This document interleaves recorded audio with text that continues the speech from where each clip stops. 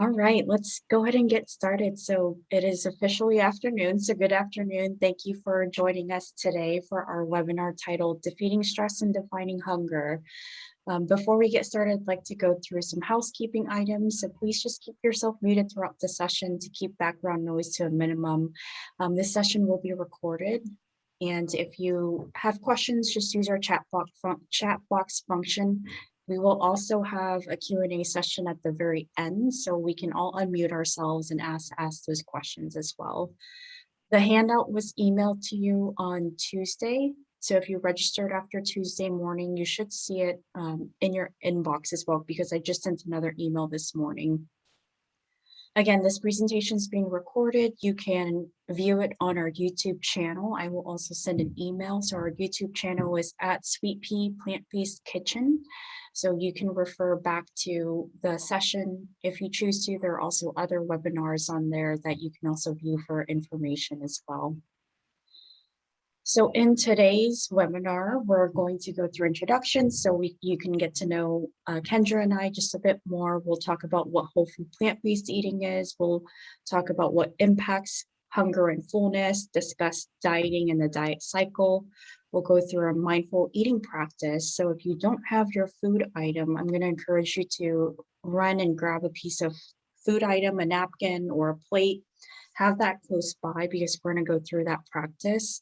We're also going to talk about stress management. We'll go through an activity together. So have a piece of paper and a pencil close by, and Kendra will be walking us through that activity. And then of course, we'll close out for summary and questions at the end. So I'm going to go ahead and introduce myself. So I am Jen Nguyen. I'm Director of Nutrition at Sweet Pea Plant-Based Kitchen. I've been with the company for over 2.5 years now. I completed my undergrad in nutrition and dietetics from Cal State Long Beach. Shortly after that, moved to upstate New York to complete my dietetic internship at Cornell University. Prior to working for Sweet Pea, I was a school dietitian at Victor Central School District and also a certified personal trainer and dietitian at Midtown Athletic Club. And then Sweet Pea hired me. I also worked per diem at Highland Hospital. So shortly after joining the Sweet Pea team, I completed the plant-based nutrition certificate program through eCornell and the Center for Nutrition Studies. Growing up, I usually ate several vegan meals a month for religious reasons, and plants were always a huge part of my life growing up. In the Vietnamese, Chinese food culture, there was always a vegetable, a soup dish on the plate, and also a lot of tofu during the days that we ate our vegan meals.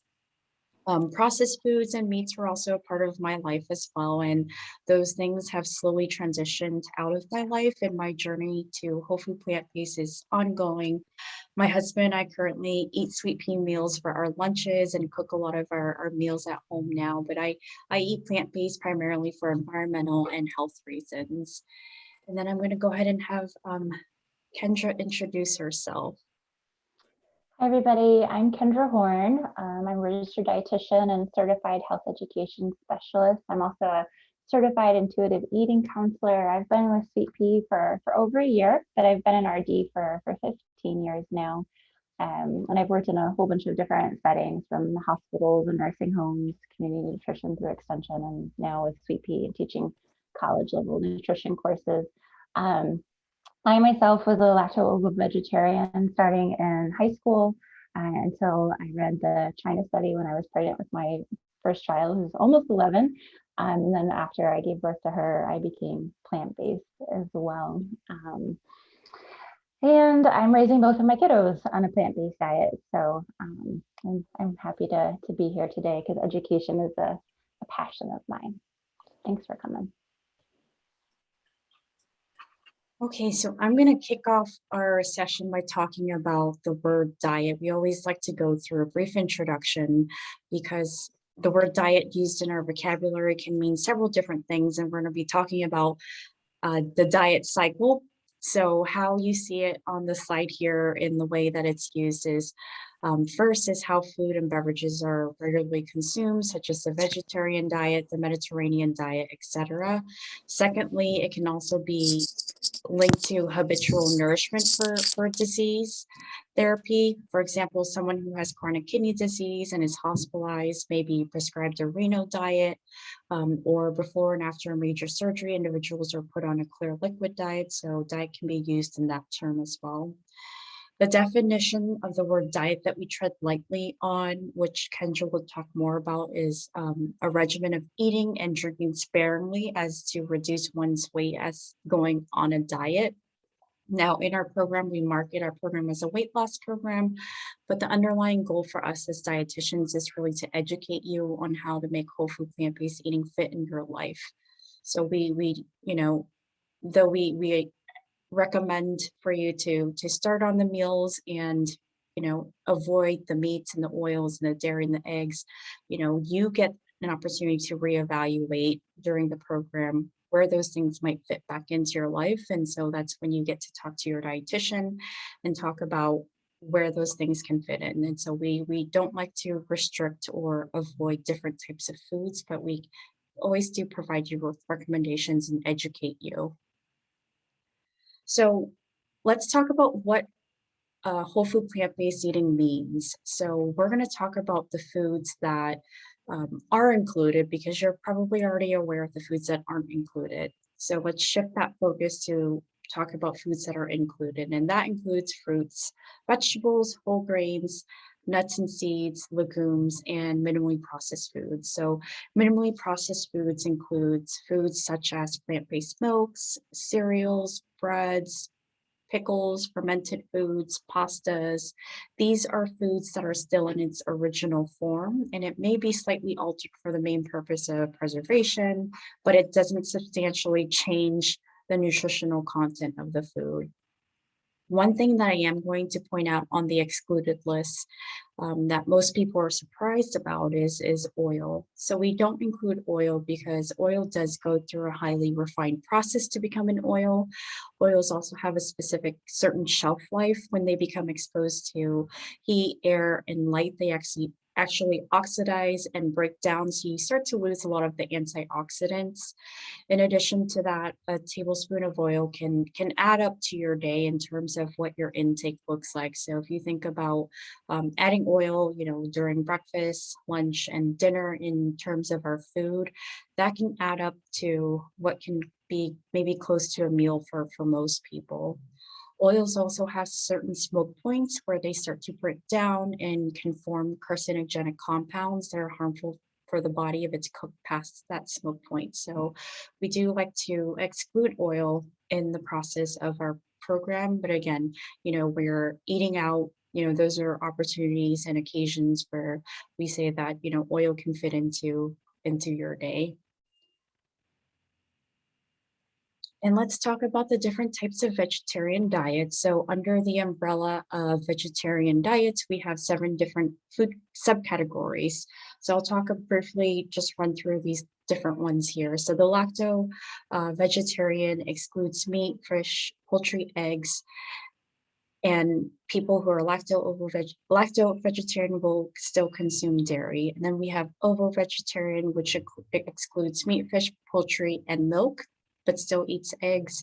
And then we have someone who's lacto ovo, which that person will still eat eggs and dairy, but exclude meat, fish, and poultry. And then we have pescatarian, which people who are pescatarians will exclude meat and poultry and usually eat fish, and then maybe eggs, maybe dairy. And then we have proletarian, which will exclude meat and fish, but still consume poultry. And then we have vegan, plant-based, and then whole food plant-based. So if you look at this chart here on the right-hand side, someone who is vegan will exclude all animal products, and that's typically for the purpose of animal welfare. Someone who's vegan may still consume oils and still consume highly processed foods. The definition for a plant-based diet is really not universally defined. So if you look at different institutions, they may exclude all meats and dairy, and may still have some eggs, some meats, and then others may include mostly fruits, vegetables, whole grains, nuts, seeds, and legumes, but still from time to time include different types of meats. And then you have whole food plant-based, which is what Sweet Pea does and what we practice and recommend for our clients. So you see here that on a whole food plant-based diet, we do recommend avoiding oils and highly processed foods. So the foods, again, that are consumed are the whole grains, fruits, veggies, starchy veggies, beans and legumes. So if you have any questions about these different types of vegetarian diets, feel free to use our chat box function and ask those questions. So this is the hunger and fullness scale, which we're now going to kick into our talk about intuitive eating, mindful eating. So the hunger scale is a tool that we recommend for clients to use to reconnect their sensations of hunger and fullness. These two sensations are built into the human brain in a center known as your hypothalamus. It senses energy intake and regulates your appetite in response to energy needs, just like the sensations you feel related to thirst, sleep, and going to the bathroom. Things that can affect your hunger and fullness include dieting, stress, digestive conditions, and certain medications. Those things can interrupt your body's ability to cue into those hunger and fullness sensations. And Kendra will talk about more how these are affected. The good news is you can reestablish these cues, these sensations, and signaling to the brain. It just takes practice. So you can see on the slide here that the scale goes from 1 to 10 both ways. And on the extreme ends of both sides can lead to painful hunger or painful fullness, AKA discomfort. So right now, what I want you to do is I want you to take a second, close your eyes, tune into your body, and where are you on that hunger scale? And then think about how you picked that number. And if you feel comfortable, please go ahead and share that in the chat box here.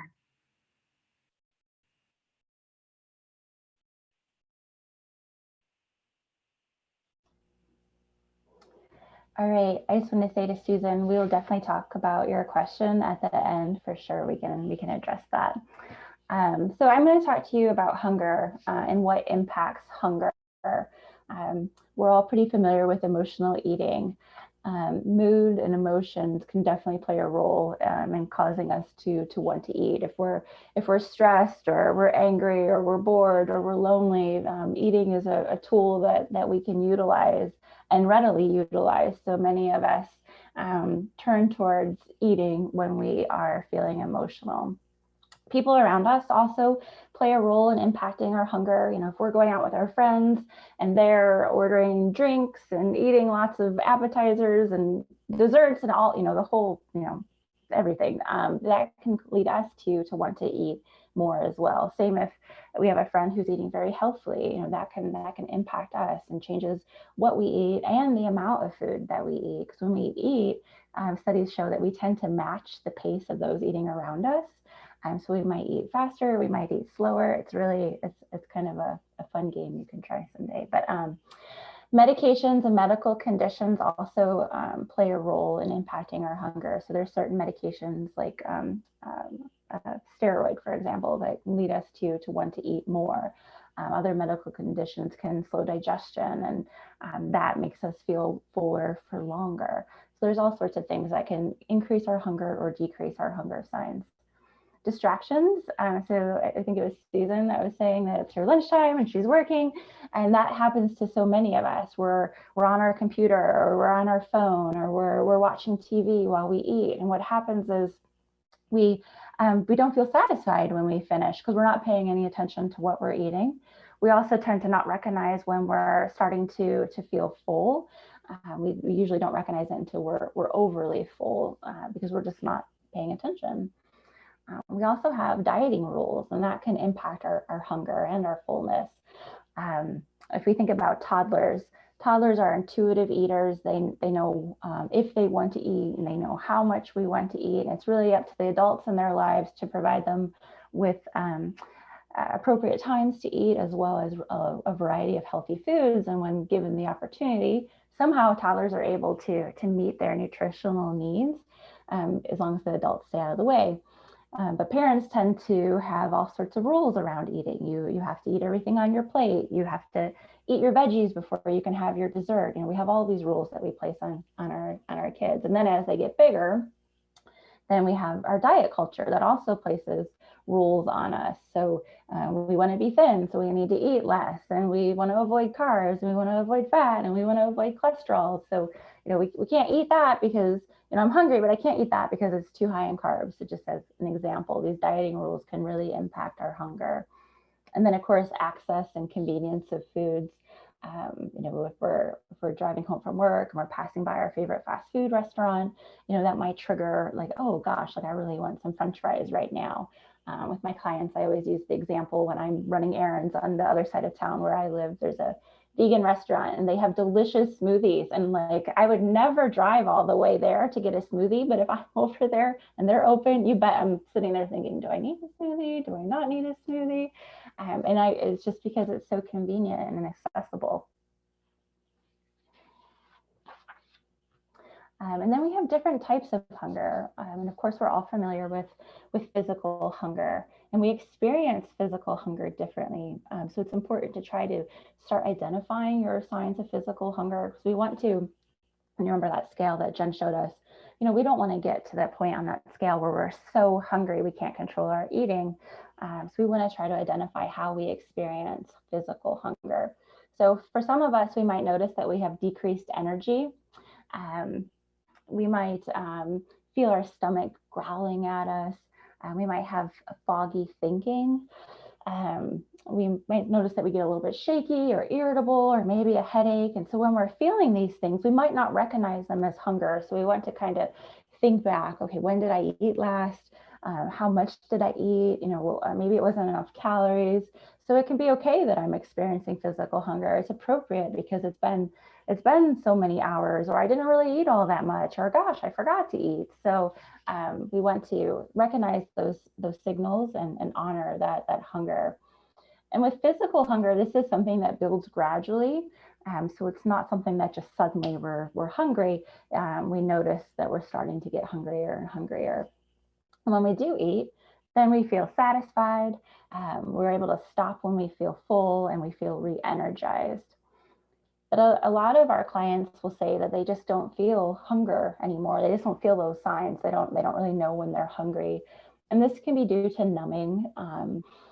We can be afraid of feeling hunger. And so sometimes people will use water or other calorie-free beverages to try to numb that feeling of hunger, kind of trick their stomach into thinking that it's full. But the body will quickly recognize that as not really being nourishment and come back with a vengeance in terms of hunger. Dieting also causes us to ignore our hunger signals, and we'll talk more about dieting here in a minute. But if someone has a long history of dieting, that can really mess with their attunement with their body and their ability to recognize hunger and fullness. Chaos and stress also play a role in our hunger and fullness signs. If you're putting out a lot of fires in your personal life or your work life, it's going to be hard to be like, oh, it's time for a snack now. But if we're stressed as well, if we're experiencing that fight or flight response, our body isn't working on digestion. Digestion slows, it stops, and we're not going to be feeling hunger because we're having all these neurotransmitters going off, getting us ready to escape or to fight back. And so we're not going to feel like we need to stop and eat a meal. If we have a history of trauma, this also can mess with our ability to be able to recognize hunger, because we need to feel safe in order to feel hungry. And so when this occurs, we need to look at eating as a form of nourishment, as a form of self-care, while working with a professional who can help us deal with our trauma. And then we also want our basic needs to be met. So we want to think about, like, we need shelter, and we need to get enough sleep, and we need to have enough downtime in order to really be attuned with our bodies. And then skipping meals, I skipped that one. With skipping meals, sometimes clients will do that as a way to decrease their hunger signals. They find when they skip a meal, they feel less hungry during the day. But what happens is in the evening, now they have this overwhelming hunger, and they have this loss of control with eating. They have no willpower, they just eat everything. And so then the morning rolls around and they skip breakfast and maybe lunch because they just ate so much the night before. And it just is this trend that just keeps going and going. And it causes um, this ravenous hunger, this rebound eating. So we get so hungry that this primal hunger takes over, and we eat to get rid of that feeling and to survive from a cellular standpoint. I want to say something real quick about intermittent fasting. So with intermittent fasting, similar to skipping meals, when we give ourselves a certain time limit to eat, it can lead to maybe not having enough time to eat enough calories that we need. It also can lead us to overeat because we're anxious. We only have X amount of time to eat our meals. And so, and two, if we only have this amount of time to eat and later in the evening is not that time, but we feel hungry, we're going to be numbing that, we're going to be numbing and ignoring that signal. So it does play a role with our ability to be attuned with our body if we find that we're hungry and it's outside of that window. All right, Thank you, so Kendra. yeah, emotional hunger is next. And like I said before, most of us are pretty familiar with emotional hunger, and it's something, especially people who have a history of dieting, can relate to. And this sort of comes on suddenly. So it's not like physical hunger that builds slowly and gradually. It's just all of a sudden. I keep snapping my fingers. It's all of a sudden we want to eat, and we feel it in our head. So we're not feeling it, and like we're not shaky. We're not feeling our stomach grumbling. We're just all of a sudden thinking about food, and we tend to crave something specific. Like, gosh, he really frustrated me. I need a piece of chocolate. And then because we're eating for emotional reasons as opposed to physical reasons, we can tend to eat more than we normally would. And this can trigger feelings of guilt and shame. Taste hunger is the next type of hunger. And what this looks like is, imagine you walk into an office and they have a bowl of candy there, and then suddenly you need a piece of candy, or somebody brings something over to your house and you just ate, but like, oh, that looks really good. You have this taste hunger, like you want to taste that, you want to try it. And then practical hunger, this is referring to planning your meals and your snacks in anticipation of hunger. So say you are going into a meeting that you know is going to last past your dinner hour or your dinner time. You might have a small snack ahead of time, so that way when you finish that meeting, you're not ravenously hungry.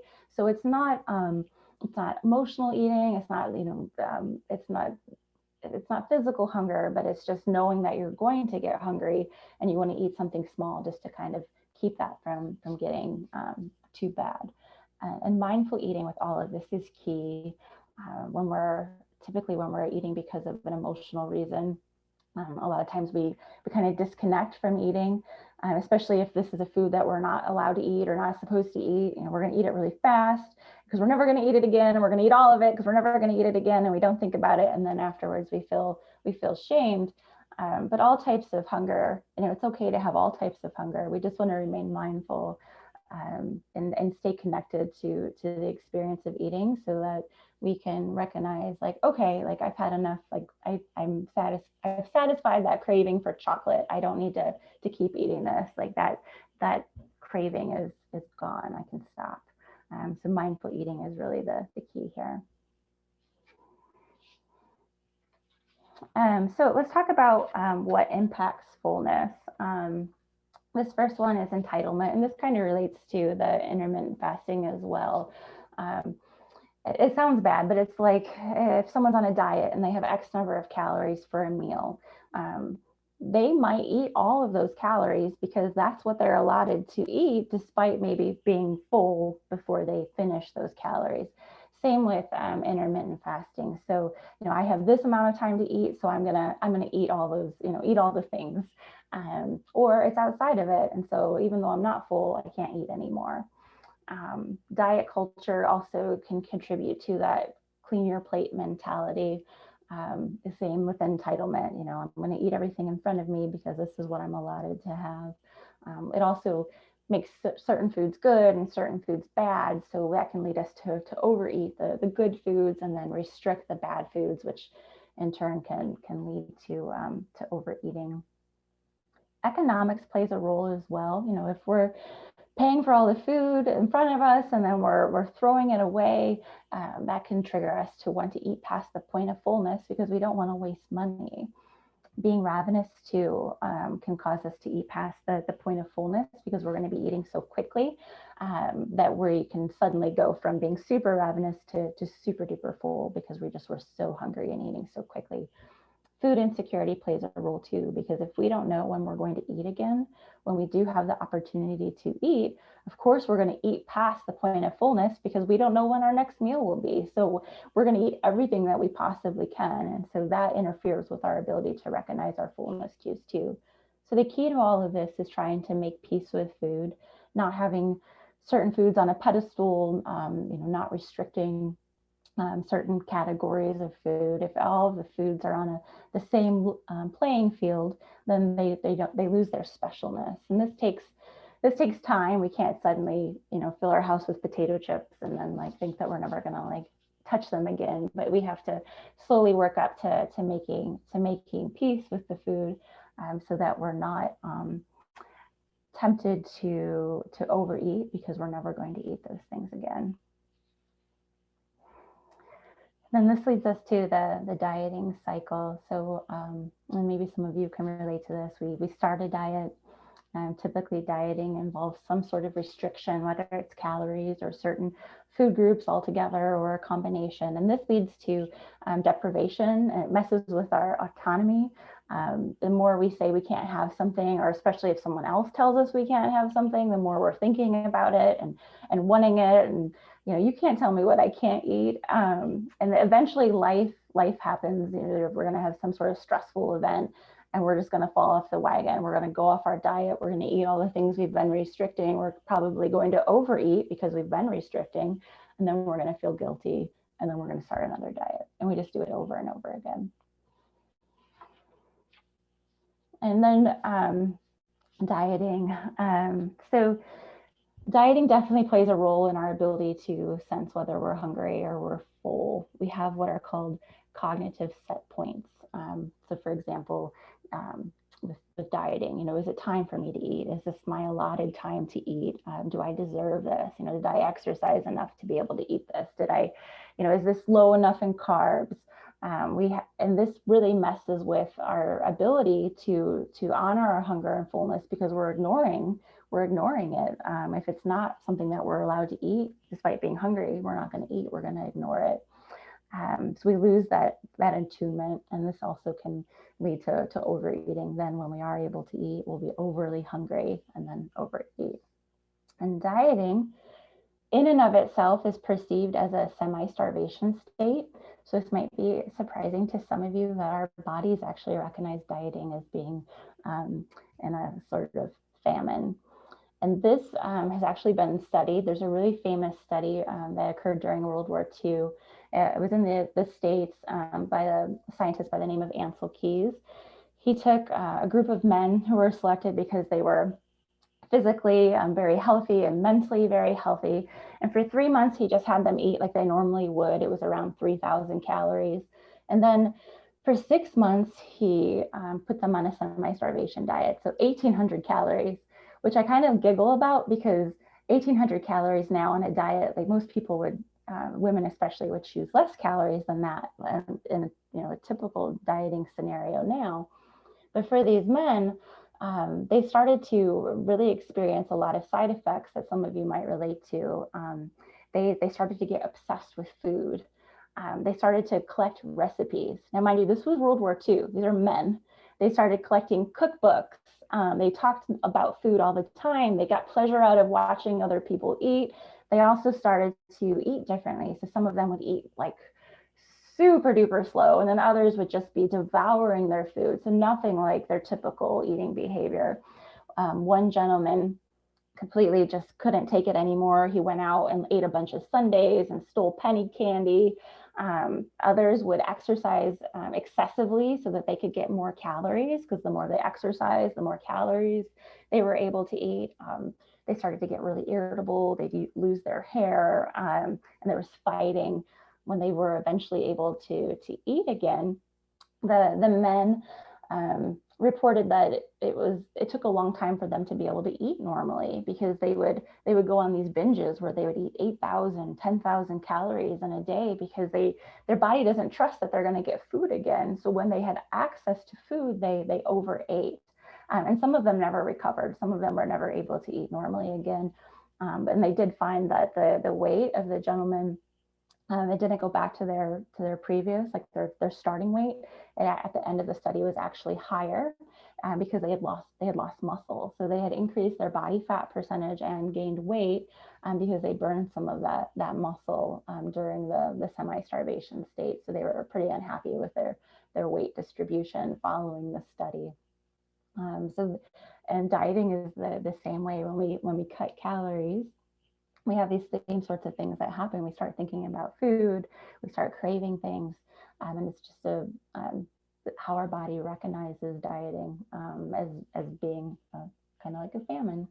And we have all these things that work against us when we're trying to diet, because our body wants to survive. Since it perceives it as semi-starvation, our cells think that we're trying to kill ourselves, and so they release all these hormones. So there's this whole cascade of events that occur so that we ensure our survival through this famine. But of course, our body doesn't recognize that we have a fridge full of food, and there's food, restaurants all like down the street. We have access to all sorts of foods, but it doesn't recognize that. One of the first hormones that's released is neuropeptide Y, and this comes from the brain. It's what causes us to crave carbohydrate. And carbohydrate is so important to our body, because our red blood cells, our brain cells, the cells of our nervous system rely exclusively on glucose for energy. And so it's important that we eat carbohydrate. So we have hormones that specifically drive us to eat carbohydrate. And neuropeptide Y is one of them. And then once we do eat carbohydrate, we have this release of serotonin, that feel-good neurotransmitter, and then our neuropeptide Y diminishes. Ghrelin is another hormone. It's created by the gut. And this one actually will be increased if we don't get enough sleep. So you can think about the state of most Americans just not getting enough rest. So it increases our ghrelin. It's also increased during times of stress. And our body does recognize dieting as being stress. And so ghrelin increases our appetite and causes us to overeat. Insulin is created by our pancreas. It acts as the key to allow glucose into our cells. When we start to gain weight, our cells stop responding to insulin, and we have insulin levels that are rising and glucose levels that are rising. And insulin, these two levels being high, increases our craving for sweets and simple carbohydrates, but also insulin is the main hormone that stimulates fat storage. So the higher our insulin levels, the more we're contributing to our fat storage. And then it also works really hard to protect our fat storage so that we're not able to pull fat from our cells. And so having high insulin levels just further aggravates weight gain and our ability to lose weight. And then cortisol, our stress hormone. This is created by our adrenal glands, and anytime we're stressed, and again, dieting, our body recognizes it as stress. It releases more cortisol. We have more cravings. We have increased appetite. With a lot of popular diets right now, many of them feature low carbohydrate. And I had mentioned that the men in the Ansel Keys study, that they had lost muscle. And part of it was because of their low energy intake. But it's also low carbohydrate intake as well. You'll hear like, well, I'm eating a high protein diet, so I don't have to worry about losing muscle. But what happens is when we're not eating enough calories, our body is forced to break down its protein stores in order to provide the glucose that those cells that I talked about before need. So when we don't eat enough calories, our body is forced to break down our muscle, including our heart muscle. When we eat a low carbohydrate diet, but a high protein diet, Now our body is being forced to use that protein that we're eating for energy instead of using it to repair our tissues, to make hormones, to make enzymes. So either way, we're losing muscle, losing muscle mass. So that when we do stop dieting, because it's very hard to eat a low calorie diet and a low carb diet, we go back to how we were eating. We have less muscle, and our metabolism has slowed. We go back to how we were eating, and now we need less calories to stay there, and so we end up gaining that weight back plus some. And low carb diets also mess with our mental clarity. We need at least 130 grams of carbohydrate a day for our brain to function like it should. But really, the majority of our calories should come from carbohydrates. We want 45 to 65% of our calories to come from carbohydrate. But of course, we want them to come from whole carbohydrate sources, like we encourage on a whole food plant-based diet. And here we're talking about eating mindfully. This is all about being present. So we want to, observe. Am I hungry? Am I really hungry? And if I am, avoid distractions. Really enjoy our meal. We don't want to be judging ourselves. We want to be aware of our feelings and really thinking about our relationship with our food, which is similar to intuitive eating. Next, we're going to do a little mindful eating practice. So this is from an intuitive eating workbook that I do with clients. Intuitive eating includes eating mindfully, but it's also just a way of looking at our relationship with food, trying to eliminate dieting rules, honoring our hunger and fullness cues, accepting our body the way that it is. It's just a whole anti-diet approach to eating. Okay, so now we're going to go into our mindful eating practice. So it looks like everyone's screen is off. So what I'm going to have you guys do, if you're not already, but go ahead and turn your cameras off. And I'm going to turn my camera off as we're going through this exercise so we can focus on what's in front of us. So grab your food, whatever it is. I want you to place that food on a plate or a napkin in front of you. Get rid of any distractions besides what you're using to view or to listen this webinar on. So whether you're standing or sitting, I want you to stand or sit comfortably, keeping your back straight. What we're going to do is we're going to draw in a deep breath and count to 5 slowly as you're drawing that breath in. And then we're going to slowly exhale. And as you're exhaling, let all of your muscles relax. Let's repeat this step 2 more times. So draw in a deep breath in through the nose as you're counting to 5. And as you slowly exhale, let all of your muscles relax. And go ahead and repeat this 1 more time on your own count.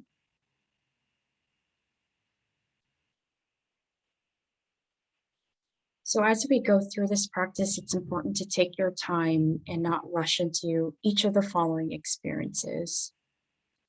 So with your food in front of you, without touching it, notice how it looks on your plate or napkin, or if it's in front of you. Gaze upon it with curiosity as if you've never seen this type of food before. Notice the color, the shape, and any nooks and crannies and shadows. How would you describe what you observed to someone who has never seen this food? Remember, there's no wrong way, no wrong or right way to describe your observation. Just notice and engage your eyes. Now I want you to place your nose near the food and gently inhale.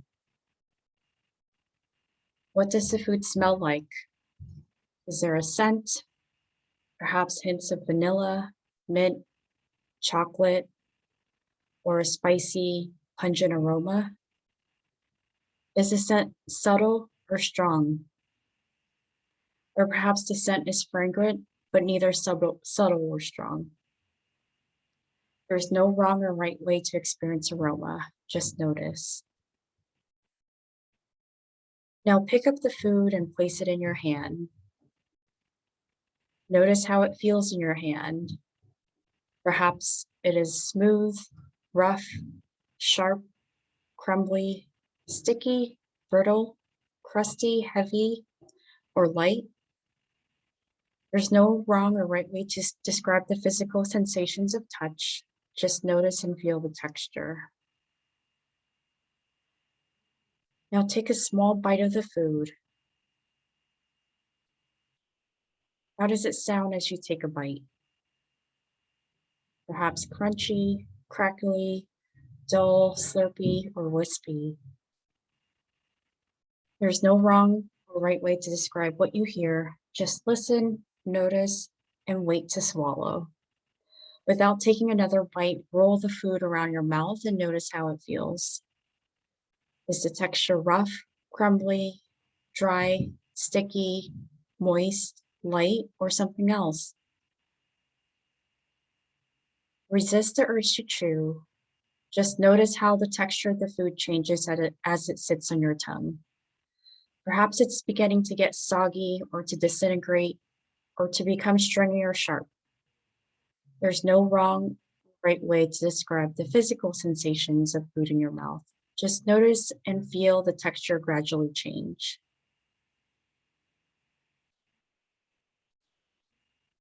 How does the food taste? Perhaps sweet, sour, bitter, salty, pungent, or bland. What happens to the taste of food as it sits on your tongue? Does it get stronger or perhaps more subtle and less distinct? Are there new flavors emerging as the food dissolves in your tongue? There's no wrong or right way to taste your food. Just observe and notice the nuance of flavors. Next, chew your bite of food, and when you feel ready, swallow it.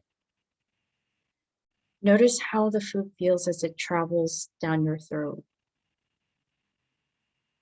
Go ahead and take another bite of the food and repeat this process. So the process that we just went through included your senses.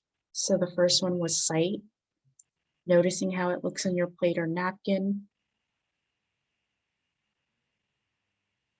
The second was smelling. So placing your nose near the food and gently inhaling it.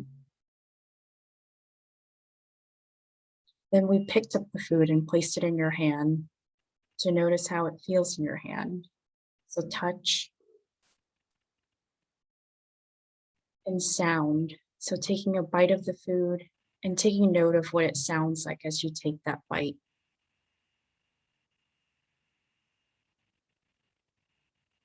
And then the mouth feel, which is another touch, but this is the touch inside your mouth. So noticing how it feels inside your mouth.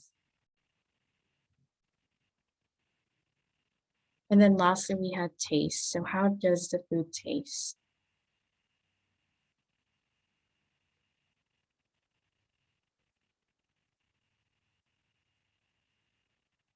So if you've gone through that practice and have swallowed your next bite of food, we'd love to hear, how that experience felt like for you. So go ahead and share that in the chat box if you were able to follow along and do that with us. So while you're doing that, I'm just going to give you another minute to just type in, and we're going to go into stress management. And this is going to be our last slide before we go into the summary points.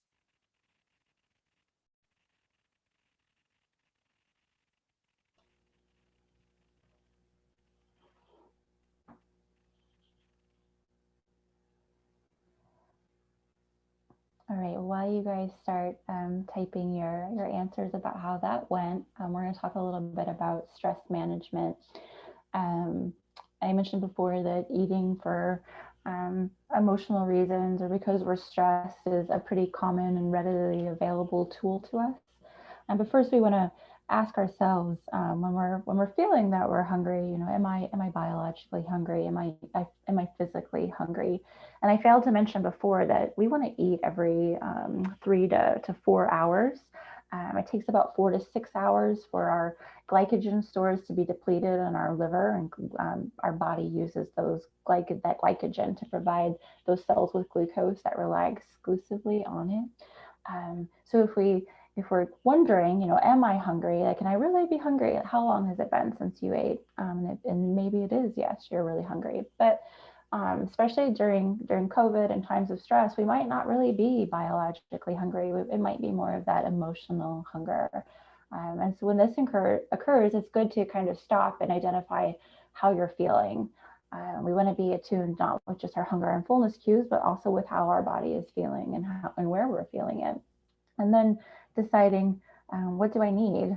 You know, is eating really going to, you know, make my stress go away? If I'm feeling angry, is eating going to help me? Like, what do I really need? And so once we identify that, then we're able to soothe ourselves in a way that doesn't necessarily have to involve food. And often that could be asking, please, you know, would you please pick up the kids after school so I can take a walk with a friend? Or would you please go to the grocery store, you know, this weekend so that I can go get a massage? So thinking about asking for help can also help to reduce our stress. And we want to meet our needs with kindness. We don't want to beat ourselves up. We want to talk to ourselves like we would a friend or a loved one.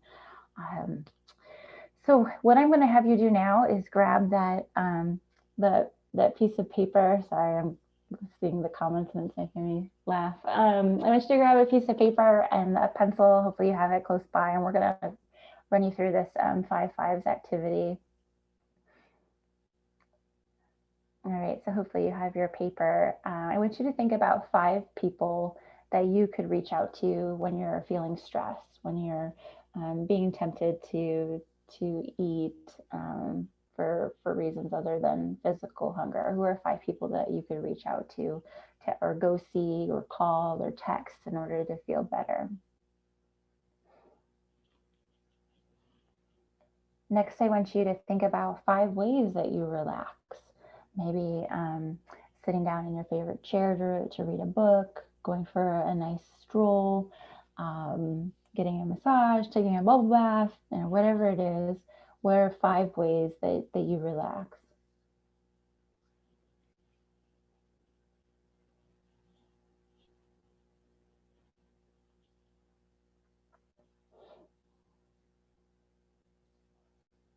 The third item is 5 places you can go to calm down. So when you're feeling stressed, when you're feeling anxious, where are 5 places you can go to? Maybe it's a room in your house that you feel more at ease. Going to a park, going to a coffee shop, going to a museum. Where are places that you can go in order to calm yourself?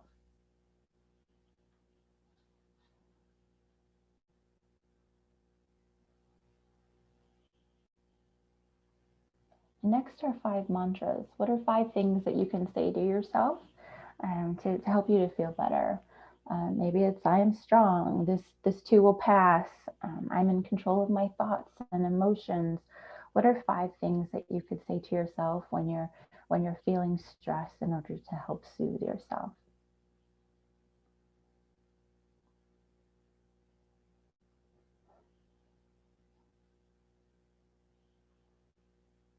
And then the last one is 5 activities that you could do to distract yourself. I always use going and cleaning a closet. I don't know why, but that just seems like it would be a great way to distract yourself. Um, but also maybe doing a puzzle, you know, reading a book. What are 5 different things that you can do to distract yourself? And I encourage clients to put this list somewhere, maybe on a pantry door or their refrigerator door or on the inside of their cupboard door if they don't want other people to see it. Just to when you're feeling stressed and you're catching yourself trying to eat instead of doing something different to truly soothe yourself, this list can be a reminder of different things that you can do. And sometimes maybe eating is you know, something that you're going to do. I didn't talk about the continuum emotional eating. But one of the reasons for emotional eating is comfort. So maybe you are really stressed, and grandma's puddings just sounds like exactly what you need. And again, remain mindful, and it's okay. If that's really what you need, then it's okay.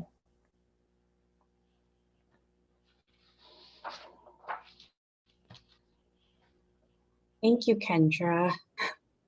Yeah, you had mentioned, certain foods actually do calm us down or when we're in that state of stress, but eating it mindfully, as I mentioned, can be meditative if you can practice that during that period of stress and tuning into your sensations and what it feels like when we're doing different activities. It's also important to do the same thing as well. So if you're going out for a walk to relieve your stress, notice the things around you. What does the air feel like? What do you smell?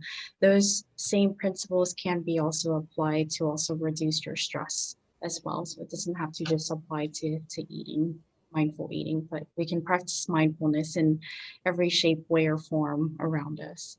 So we're gonna go ahead and summarize our session today. So hunger types differ from person to person, and various factors can trigger different types of hunger. So it's really important to identify what hunger and fullness feels like to you. So that handout that we sent to you is a great handout. It's a tool that we use with our clients when we meet with them to write down what does that middle ground feel like on that 1 to 10 scale, and what does that uncomfortable feeling feel like for you during the meal period. Remember that practicing daily is essential to mastery and habit building. So when we say practice, we're talking about practicing to manage your stress, practicing to eat mindfully, making sure that you listen to your body and react to how it's feeling and reconnecting to your senses. So with that, we're going to go ahead and open it up for questions. So you can go ahead and unmute yourselves, and or you can still type in the chat box as well. Keep in mind that Kendra, again, as she mentioned, is an intuitive eating counselor. If this topic was intriguing for you, and if you want to learn more, and if you want to learn how to apply this, we encourage you to reach out to us to schedule a 15-20 minute consultation if you haven't met with a dietitian before. And we'd be happy to share with you what we can do in our program. And it doesn't have to be just our meals. We work with clients to transition out of the sweet pea meals, but if the convenience of meals is what you're looking for, we're happy to incorporate the sweet pea meals as well. Otherwise, if you want to just practice intuitive eating and go through that workbook with Kendra, we can certainly do that as well. So please go ahead and unmute yourself, and we can, ask questions or even talk about the mindful eating experience. I thought that was really interesting what some of the responses. Susan, you had asked about olive oil. So we don't include olive oil in whole food plant-based eating. That does fit in the Mediterranean diet. We don't do the olive oil because olive oil does go through a highly refined process, especially when you're looking at olive oil that's made in the US. If you're looking for a high quality olive oil, you want it to be unfiltered, and you want it to be bottled appropriately, and good quality olive oil with its antioxidants and that still has the phytochemicals. That's usually very hard to find, and the shelf life of that is usually about 1 to 2 months for those types of olive oils from what I've read. Again, we fit in oil where we can, if it's going out to eat for you. Any questions? I wanted to touch on the Mediterranean diet because she brought that up too. Susan did in her question. With the Mediterranean diet and the benefits of it, we think that a large part of the reason that it's beneficial is because of the high amount of plants that are included on a Mediterranean diet. It's comprised of lots of greens and fruits and whole grains, lots of veggies, limited amounts of dairy, fish, some oil, and red wine. In America, we tend to think a Mediterranean diet equates with massive amounts of olive oil, but really, we think that the protective effect isn't from the olive oil, it's really from all the plants that they consume. Thank you, Kendra. I know another really interesting comment that I got from a friend when we were eating, she's from southern Italy, is that she said the American diet is very meat focused and it's the center of our plate, whereas in the European countries, it's the quite opposite of that. So when you think of Mediterranean diet, I think the, you know, the people in the US think, copious amounts of fish and meats and poultry that are included. So it's quite the opposite, as you mentioned. Any other questions for us or comments?